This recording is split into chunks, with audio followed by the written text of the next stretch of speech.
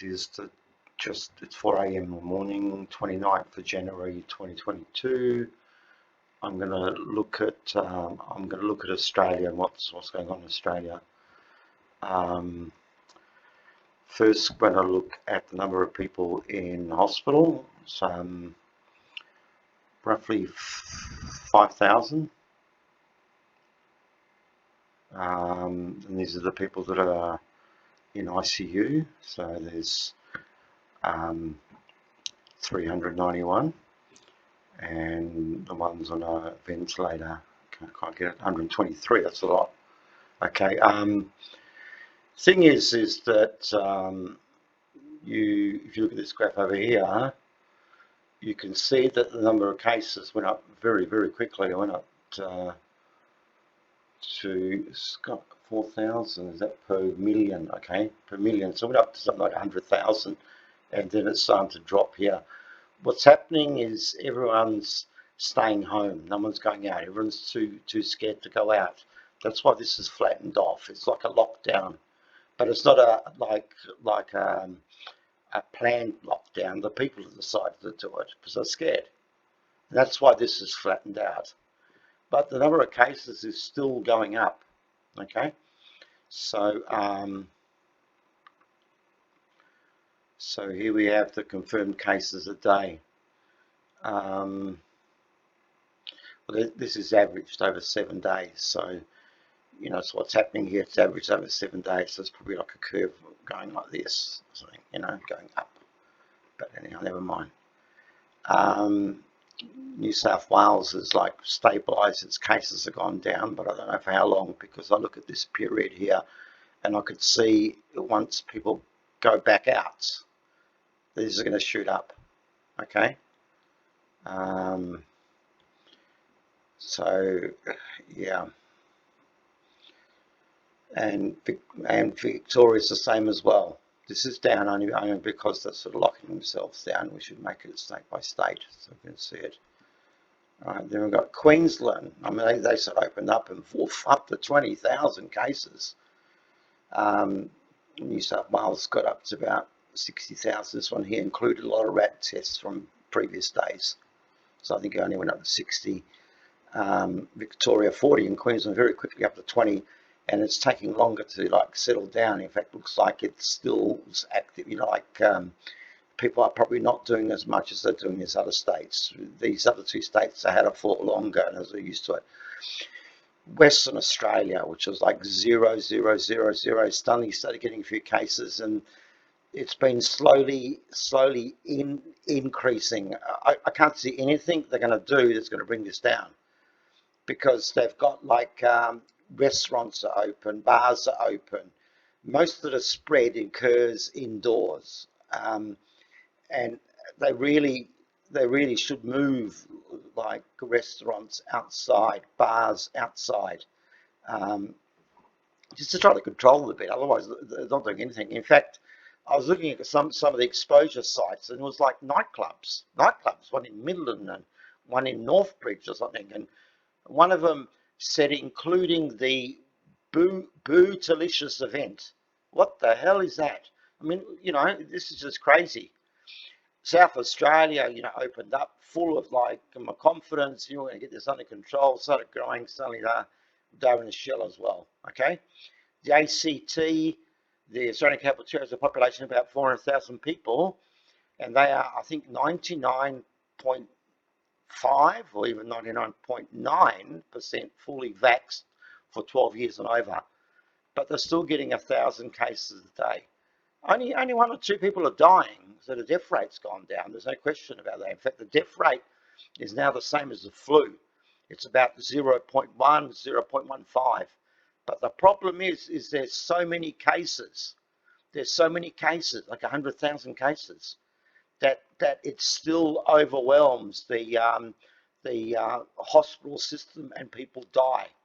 Okay, so it's still a problem. Tassie's, it's just trying to hold it. The Northern Territory is a bit up, a bit down. The other thing I want to look at is this one here: tests versus new cases. the number of tests were going up, and suddenly they run out of PCR tests and told everyone to go and buy your own RAT tests, your rapid antigen tests. So the number of tests have actually gone down, yet the number of cases were going up faster. So the thing is there's a lot more out there. They need to test more. You know, they need to isolate people. Otherwise, it's going to get out of hand again, and it will very soon. As soon as people relax and start going out again, or go up. If the case numbers go up, then the deaths might eventually slow, but if that goes up again, they'll start going up again. And so even though the death rate is now like the same case fatality rate as the flu, like 0.15, yet it's killing a lot more people now than back then when the death rate was around 3% or 4%. In fact, I think it might have even been like 6 or 8% because Victoria made a real mess of things in 2020. A lot of old people died, you know, like 650 people died there. And in here now, I think like a bit more than 2,500 people have died. Okay, so the last thing we look at is deaths, and this is some of the deaths in Australia. And you just look at that from a glance, you say that's rising. That's just rising, okay? New South Wales, yeah, that's just rising as well. It's flattened a little bit here as people are backed off. Victoria is rising. You can see it rising. Queensland is definitely rising. And, you know, it's 18 was, you know, the last on the 28th of January, it was 18 died. Western Australia, no one's died. Sorry, that was the alarm. South Australia, I mean, they're getting people dying as well now. ACT, which is almost fully vaccinated from 12 up, people are still dying. So the vaccines are not working. In fact, I've looked at the data, and most of these people that are infected here, most of these people that are infected are actually vaccinated. In New South Wales, 98.5% of the people who test positive for COVID every day are fully vaccinated. 98.5, 98.6 actually. And that's not including the ones that had a single dose. If I include the ones that have a single dose, it becomes 99.5.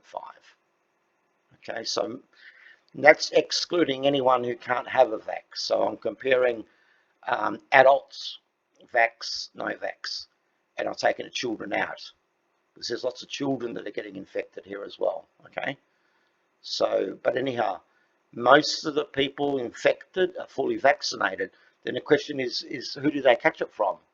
They would have caught it from the same sort of people as they are. So the whole total of people who are infected is approaching 98.5%. And I reckon that's the case in each of these states. Victoria recently renamed what vaccinated means. So now anyone who's anyone who's had 2 doses, 1 dose or no dose are called unvaccinated.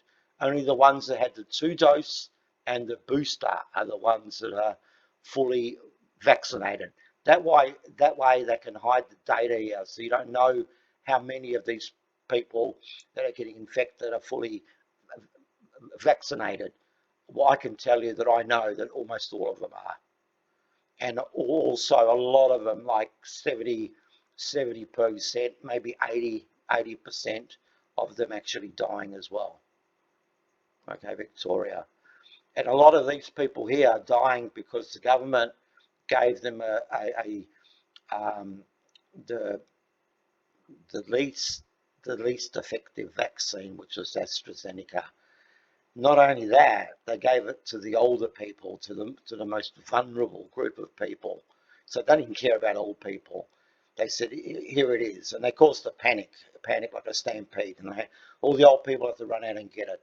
Now, we now know that the efficacy of AstraZeneca drops to 6% after 20 weeks, and Pfizer after even less than that drops to about 35%.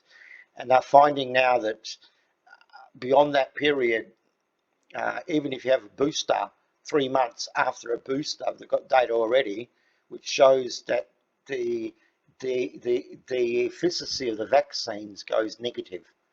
That means you're more likely to get infected if you're being vaccinated. Okay, so the vaccine is helping the Omicron variant, it's not helping you. And also, we now have Omicron 2 is coming, and there's another one as well. Omicron 1 is actually called BA.1. Omicron 2 is BA.2. And there's a new one coming, which is BA.1.1. And what you'll find, you'll generate a lot of these new variants. You'll find them sort of popping up. And this is what happened with Delta. We generated a lot of vaccine-induced variants. And this will happen now with the Omicron variant. And we're still in strife.